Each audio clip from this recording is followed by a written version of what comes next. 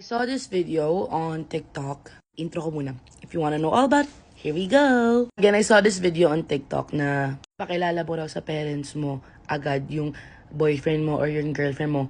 Well, mostly yung boyfriend mo para malaman mo if true yung intentions ng lalaki. I beg to disagree with that. You know why? Napakarami sa generation namin. Like, the generation millennials and Zs na napakilala naman yung mga boyfriends or girlfriends nila sa parents, and it turns out naghiwalay sila. So I think it's better to wag nyong i-involve yung parents kung hindi pa solid yung foundation nyo nitong babae or lalaki. Kahit na ipakilala mo yan sa parents mo, kung talagang hindi nyo masolid yung samahan nyo sa isa't isa, walang mangyari. Kahit nakilala pa nyo yung parents, maghihiwalay kayo. The thing is, pag may family na involved, it's a more harder. And syempre, ikaw, as a person, nakakahiya kasi pinakilala mo to sa parents mo na you're seeing a future with this someone. So, if it's from my perspective, I would suggest to wag niyong ipapakilala sa parents nyo.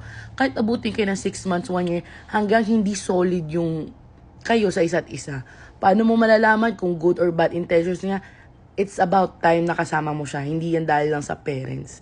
Kung sira ulo talaga yan, kahit ipaikilala mo yan sa parents, sira ulo talaga yan. Gawin nyo is kayo muna, huwag kayo mag-involve ng maraming tao. Tahimik lang kayo, mag-date kayo, kilalanin nyo isa't isa, pag alamin nyo kung kaya nyo ba i-handle yung isa't isa, pag nagagalit tong isa, or kapag nagkakaroon ng mga moments na mahirap, kaya ka ba niyang mag-stay there, supportahan ka.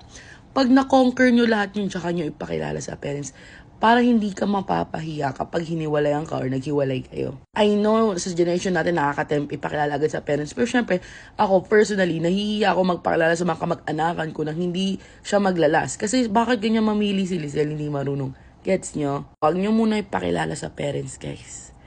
Dapat at least tumagal muna kayo ng plus 3, 4, 5 months. Maganda nga a year eh. Kasi personally, pinakilala ko sa parents ko yung my boyfriend for after 1 year.